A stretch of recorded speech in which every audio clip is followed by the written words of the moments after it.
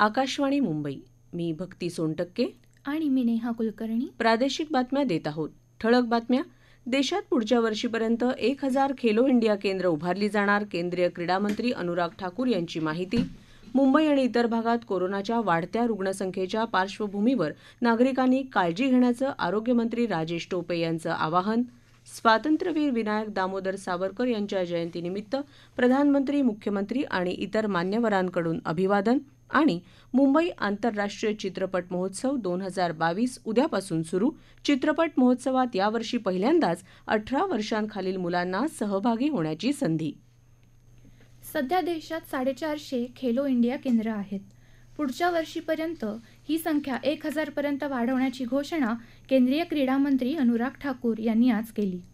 सावित्रीबाई फुले पुणे विद्यापीठात नव्यानं साकारण्यात आलेल्या क्रीडा संकुलाचं नामकरण खाशाबा जाधव क्रीडा संकुल असं करण्याचा समारंभ त्यांच्या उपस्थितीत झाला. त्यावेळी ते बोलत होते. भावी खेळाडू घडवण्यासाठी माजी खेळाडूंना वर्षाला 5 लाख रुपये देण्याचा निर्णय घेण्यात आल्याचं त्यांनी सांगितलं. क्रीडा क्षेत्रात आवश्यक पायाभूत सुविधांवर भर दिल्यापासून भारतीय खेळाडूंची कामगिरी उंचावली आहे. विशेषतः दिव्यांग खेळाडूंनी चमकदार कामगिरी केली आहे, असं ते म्हणाले. केंद्र सरकारनं क्रीडा क्षेत्रासाठी अर्थसंकल्पात भरीव तरतूद केली आहे. राज्यांनीही अशा प्रकारे तरतूद केली पाहिजे अशी अपेक्षा त्यांनी व्यक्त केली. खेलो इंडिया जिसको हमने शुरुआत की थी कुछ वर्ष पहले, पिछले साल उसका बजट 657 करोड़ था, वो बढ़ाकर 974 करोड़ रुपीस कर दिया. लगभग 50% से ज़्यादा की वृद्धि एक ही साल में उसमें हुई. और जो पूरा खेलों का बजट, अगर मैं भारत सरकार की बात करूं तो 2013-14 में 1219 करोड़ था, जो बढ़कर अब 3062 करोड़ रुपया हुआ है. ये भी लगभग 3 गुना ज़्यादा कर दिया गया है. विद्यापीठातलं क्रीडा संकुल 27 एकर परिसरात असून यामध्ये आंतरराष्ट्रीय दर्जाचे synthetic athletics track, football, astroturf tennis court, handball, kho kho, kabaddi यासह टेबल टेनिस, कुस्ती, बॅडमिंटन, मुष्टियुद्ध, जिम्नॅस्टिक, जलतरण तलाव, हॉकी स्टेडियम आदी सुविधा असणार आहेत. गुजरातमध्ये राजकोट जवळील अटकोट इथं नव्यानं बांधलेल्या मातुश्री केडीपी बहुउद्देशीय रुग्णालयाचं उद्घाटन प्रधानमंत्री नरेंद्र मोदी यांच्या हस्ते आज झालं. 200 खाटांच्या नव्या रुग्णालयात आधुनिक वैद्यकीय उपकरणं आणि उच्च दर्जाची आरोग्य सुविधा उपलब्ध होणार आहे. यावेळी प्रधानमंत्री मोदी यांनी रुग्णालयाला भेट देऊन रुग्णालयातल्या आरोग्य सुविधांची पाहणी केली. आयुष्मान योजनेच्या माध्यमातून रुग्णांच्या गंभीर आजारांचा खर्च सरकार उचलत असून देशात जवळपास 50 कोटी लोकांना आयुष्मान कार्डाचं वाटप करण्यात आलं असल्याचं प्रधानमंत्री म्हणाले. 8 वर्षांच्या काळात सरकारनं आरोग्य सेवा देशाच्या तळागाळात पोहोचवली आहे. देशात उभारण्यात आलेल्या जनऔषधी केंद्राचा वापर लाखो लोक करत असल्याचं त्यांनी सांगितलं. कोरोना महामारीच्या काळात सर्वांना लस उपलब्ध करून दिली असल्याचंही ते म्हणाले.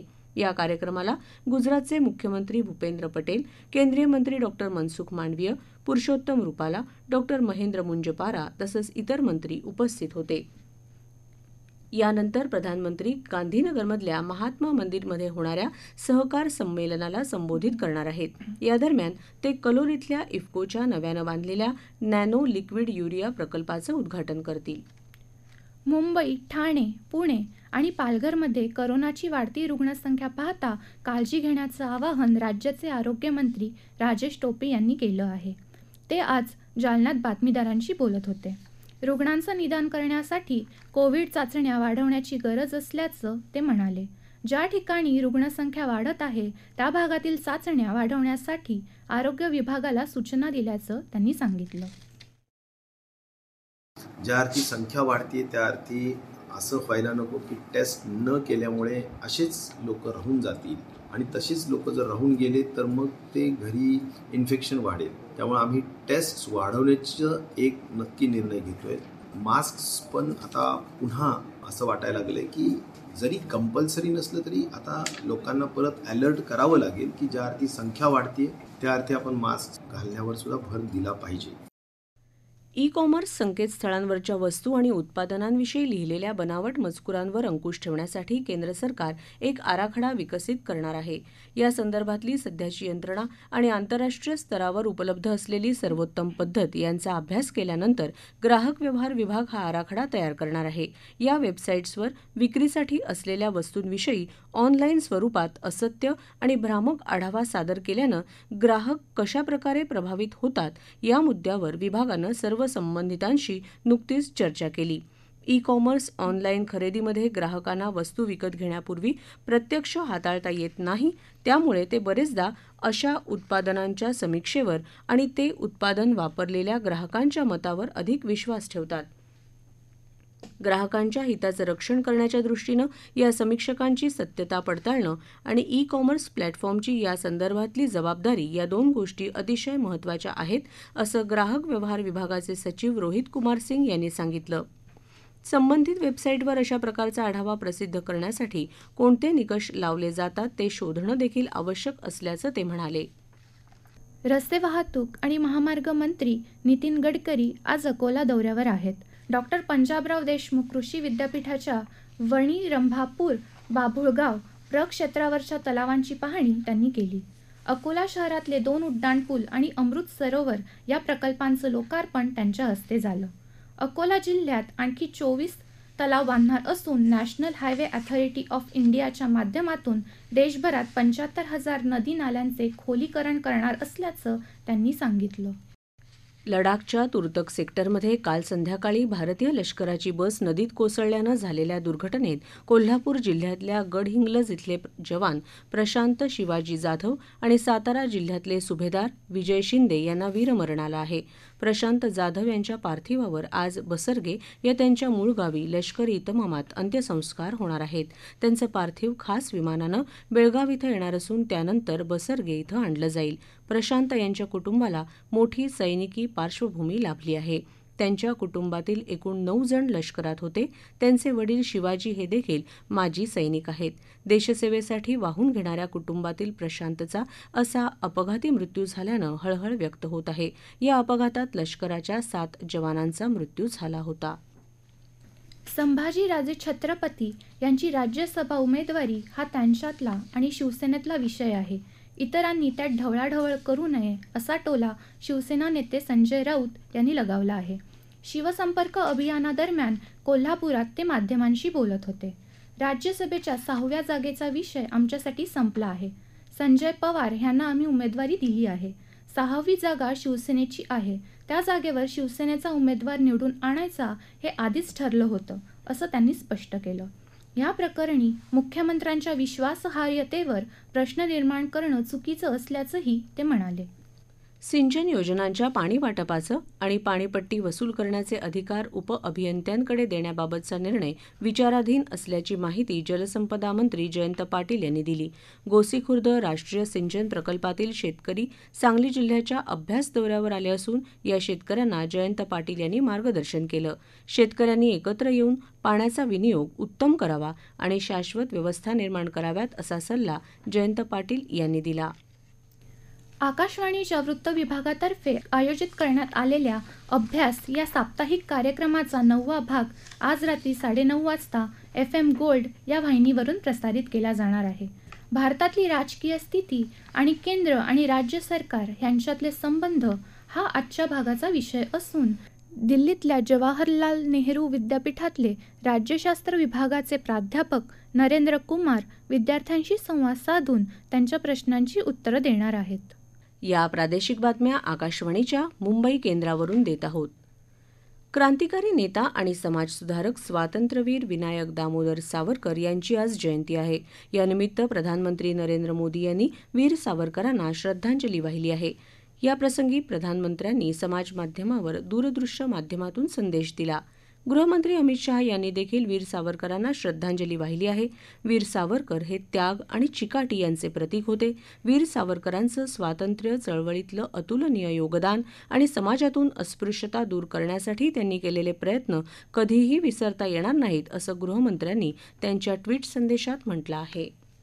लोकसभेचे सभापती ओम बिर्ला यांनी आज संसदेच्या मध्यवर्ती सभागृहातल्या स्वातंत्र्यवीर सावरकरांच्या प्रतिमेला पुष्पहार अर्पण करून आदरांजली वाहिली.